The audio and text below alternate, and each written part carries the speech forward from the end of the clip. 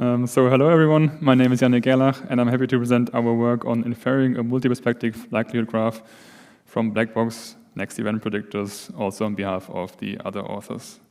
So why do we need this work? In recent years, deep learning models for predicting the next events of a case have been shown to perform better than conventional models on tasks such as next event prediction, outcome prediction, remaining time prediction, and so on. The problem usually with these models are that they are black boxes. So you give them some cases, some ongoing cases, and you get a prediction, but you don't really know how the model does it or why the predictions are made. So you don't really trust the model on, for example, unseen cases. So one way to solve this problem is to have a way to inspect the deep learning model and to check if it's good. Our solution to this is that we want to visualize what the next event predictor, which I also call NEP, has learned.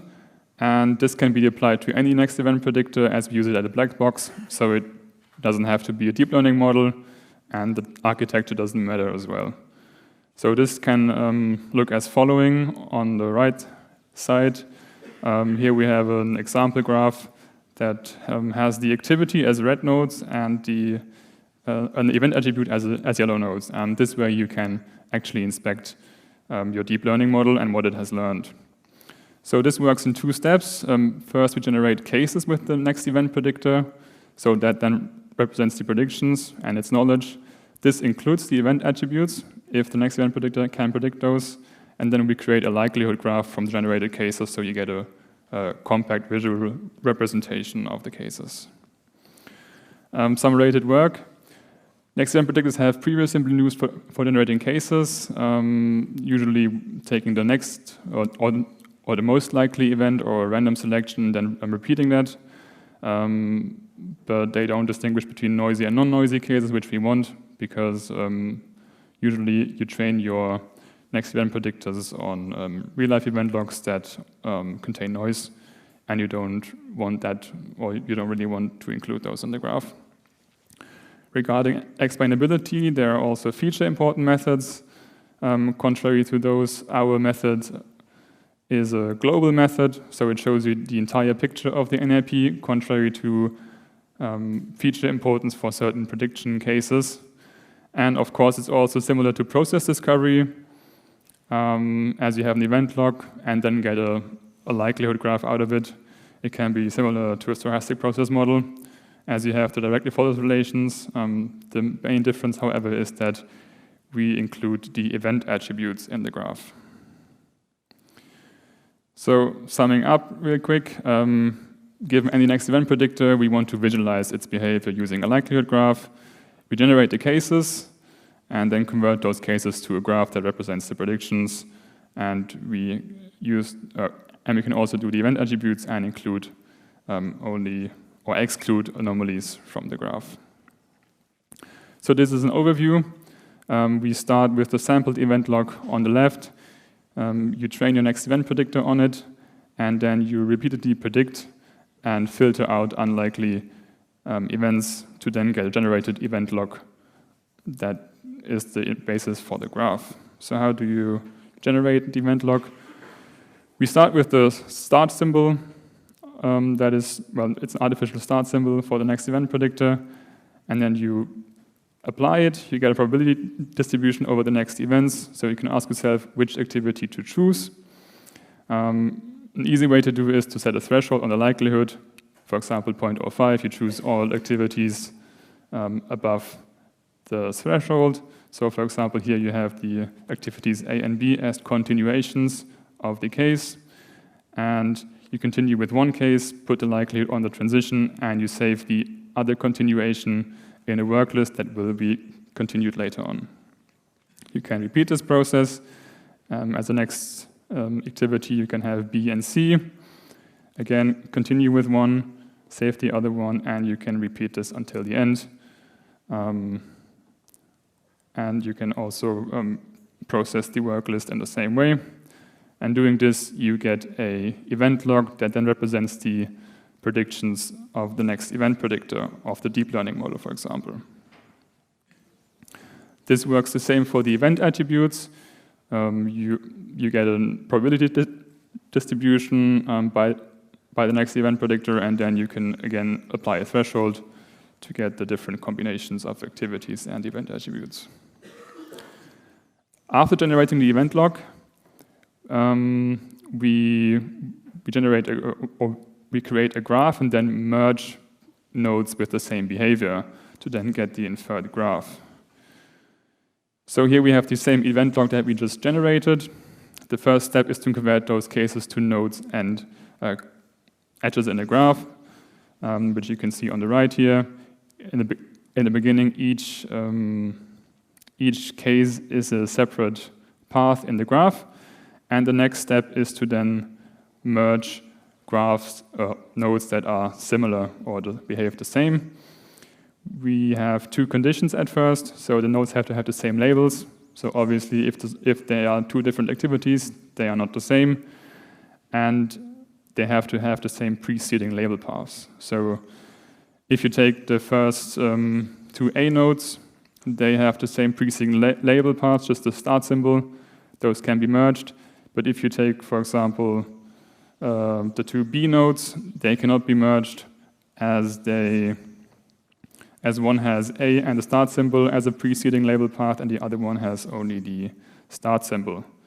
So after the first step, you will get this graph, and you can repeat pretty much the same procedure with the succeeding label paths. So again, same labels. If after those nodes, or after two nodes, the label paths are the same, you can merge those as well. And the motivation behind both methods is that either up until that point or from that point onwards, the nodes behave the same, so you can merge them. And for the succeeding label path, you can see that you can merge all E nodes, and you can also merge the entire right path into the left one, as it's just a sub-case. So you get a graph like this that then represents your predictions of the next event predictor. What we haven't talked about is how to choose a likelihood threshold, which is of course an important part of this approach. We want one threshold for each attribute, as the likelihood distributions can be vastly different for each attribute. We use two approaches in our paper. First, we use the lowest plateau threshold heuristic for detecting anomalies by Nolle et al., which gives you exactly one threshold for each attribute. So a likelihood below which the prediction is considered to be an anomaly. Another approach which we tested is that you can optimize the if1 score of the graph on the training event log.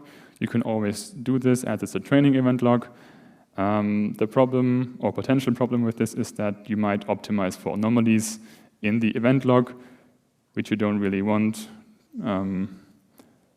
but that depends also on the number of anomalies in the event log. So what's the use of such a graph? As it explicitly models the event attributes, you can better understand branching decisions and derive insights from that. So for example, you can follow the paths and check which event attribute values leads to which outcomes. You can also check if the model makes sense, so if the intended behavior is reflected in the model, so a quick plausibility check. And those are all methods to help you trust the black box next event predictor, and just check overall if it's reasonable. For example, you might also see that if the model is unsure, the graph might be bigger. In our evaluation, we used 6 synthetic event logs. The reason is that we needed the ground truth likelihood graph to calculate the metrics, and we used event logs with 1 event attribute each. We also applied the approach on 5 real-life event logs. We can't calculate the metrics there as we have no ground truth, so we only have the graphs, and you can find the details on GitHub. As the next event predictor, we used the BINet by Nolle et al., and also test an ensemble of next event predictors. So this is our evaluation setup. So we start with a ground truth likelihood graph from which we sample an event log and include noise. You can then train a next event predictor on it. You can use our approach to infer a likelihood graph, and by playing out this graph, you can then get an event log, which you can compare to the ground truth event log to then calculate the metrics. As a baseline, we compare the sampled event log to the ground truth event log. So without doing anything, what are the metrics? The inferred graph should improve upon this, as the next event predictor should filter out anomalies and should generalize beyond the cases seen in the event log. And for the evaluation, we also determined an optimal threshold by optimizing the F1 score of the inferred graph on the ground truth likelihood graph, so an upper bound, so to speak, for this event, for this next event predictor. Here we can see some of the results. Let's quickly go over the legend. We have tested the event log optimization with a single model, with an ensemble model, an ensemble model with the lowest plateau heuristic, and then we also have the optimal threshold with a single and ensemble model. In the figures, we have the baseline as the horizontal gray line, and we can quickly see that the baseline is considerably outperformed in most cases, which we can also see for the other 3 event logs. Well, not for the one. The next event predictor had some troubles learning the event attributes there. But to further compare the approaches, we also calculated the average ranks of each approach across the event logs. If it's the best, it gets rank 1. If it's the worst, rank 6, and then average across the event logs. And what we can see is pretty much what we expected. The baseline is the worst performing one, with the optimal ones being the best. Also, as expected, the ensemble model is better than a single model. And the event log optimization performs a bit better than the heuristic on these event logs. Some more observations that we had in the evaluation. We saw very good precision in the next event predictors, so pretty much always precision 1 or very close, but not all cases were generated usually, so the recall wasn't as good. We have seen good generalization ability, which we measured by checking the percentage of cases that weren't in the event log but were generated by the next event predictor. And we have seen that the transition likelihoods are close to the true likelihoods, so the deep learning model in this case can also learn the probabilities. Here's an example of another event log. We have a manually-generated paper writing process that was also used by Nolle et al. And on the left, we have the ground truth likelihood graph, and on the right, we have an excerpt of the output of our approach. So, for example, here the first activity is to identify a problem which can be executed or performed by the main author or the supervisor with the respective probabilities.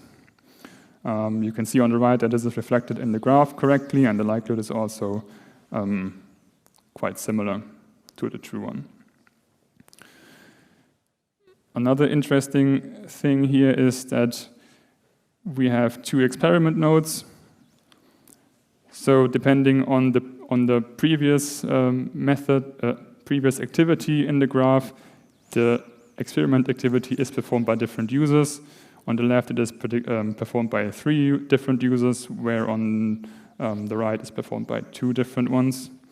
And this is something that's not possible with process discovery, as we have 2 nodes with the same labels here. So that's also to show an advantage of this approach. We also have the remainder of the graph, but that isn't too interesting.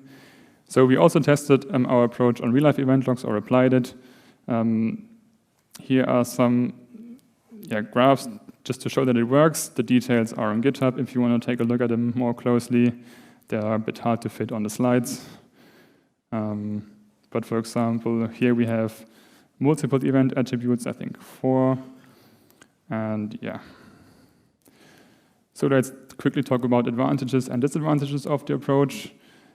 As we generate the cases, this can lead to an exponential explosion in the number of cases, especially if you have a lot of event attributes and a low threshold. We currently also interleave the concurrent activities and loops are enrolled. For example, you could add a post-processing step if you want to mitigate that problem. But what we have seen that we can visualize the predictions in a compact manner, that we can have an arbitrary number of event attributes, and the graph leads to a better understanding of the branching decisions, and you don't need any prior knowledge of the process, and it works with any next event predictor. So in conclusion, we presented an approach for inferring a multi-perspective likelihood graph from any NAP, and thus we visually explain them and thus mitigate one of their biggest criticisms. The evaluation showed that the inferred graphs are quite accurate, and in the future it makes sense to take a look at how to prune case continuations, as not all cases or not all continuations lead to more knowledge about the NAP. Some are redundant, and it might also be interesting to have a study with real users to check how effective and how useful the graph really is. So, thank you.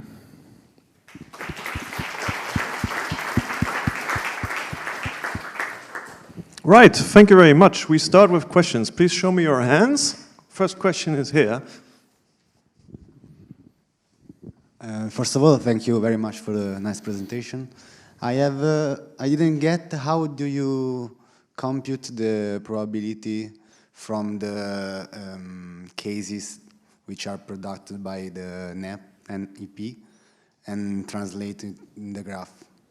Because you merge nodes and then a probability appears. Do you mean these, or? Here you have a probability. Yeah. And then in the graph, when you merge the different cases. Oh yeah. How do you aggregate? So the likelihoods are omitted here, but yeah, you would have the likelihoods on the transitions here, and you would then, for example, here you merge two likelihoods, and you would just average them. And also, in the end, normalize them so they, aggregate to one. As we have this picture here, maybe I can continue with a question. So let me try to recapture what you're doing. So out of the next event predictors, you essentially generate cases with probabilities, from which you then fold back the prefix automaton, right? So what I find interesting is about these likelihood graphs that they are different from directly follows graphs. So that makes me wonder, is there a way to go straight from the event log to the likelihood graph without doing all this event prediction in the middle? Because in essence what you're saying is that the event log that you're producing, that you're mimicking with the NAP, is very, very, very, very, very close to what the original event log is. So I wonder, is there a way from the event log to directly generate these likelihood graphs?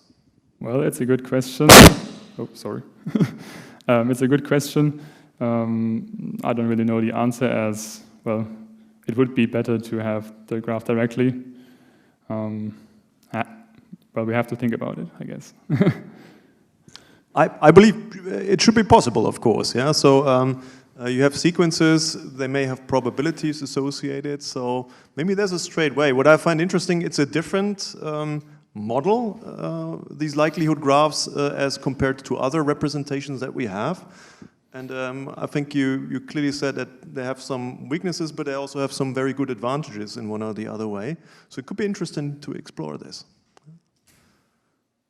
So please show me your hands. More questions? Yes, here we are.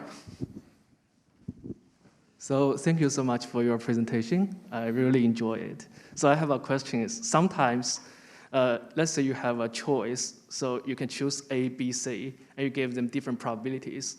But those probabilities may not be dependent on the decision just before it, but it may be dependent on the decision long time before it. It's like, what if it's in the end of the process model, but that probability is actually dependent on the beginning of the process model? So the last decision may be based on the first decision, but it's not the decision just before it. So have you considered that kind of case? Can you repeat the second part of the question? I had trouble getting it. So it's like, let's say I have a decision. So it's a decision point. I can choose from A, B, C. But the probability of the A, B, C may not be really dependent on the decision just before that decision point. It may actually be dependent on a decision point like way before, okay. in the beginning of the process model. Well, I guess that problem needs to be considered by the next event predictor. So depending on what you use as a next event predictor, your model can take that into consideration or it cannot.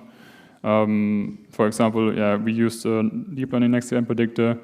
It should do that, but of course, if you base your decisions only on the last event and not the previous traces, then you will see that in the graph that it doesn't do that.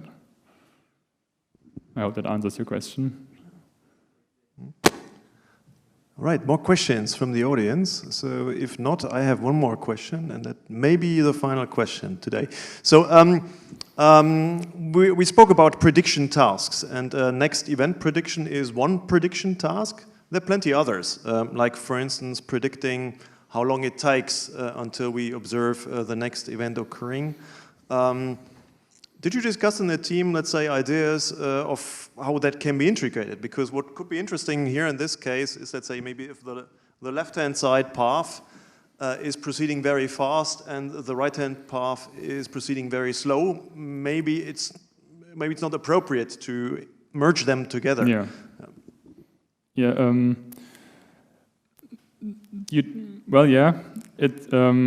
You have that, for example, with the time, but you actually also have that with the likelihoods here.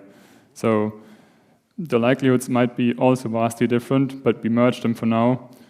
You could have a different merging strategy to address that in the future. For example, also with times that you merge if I guess you'd have to somehow cluster the values, and then you could incorporate that in your decision, but it's currently not done, so yeah.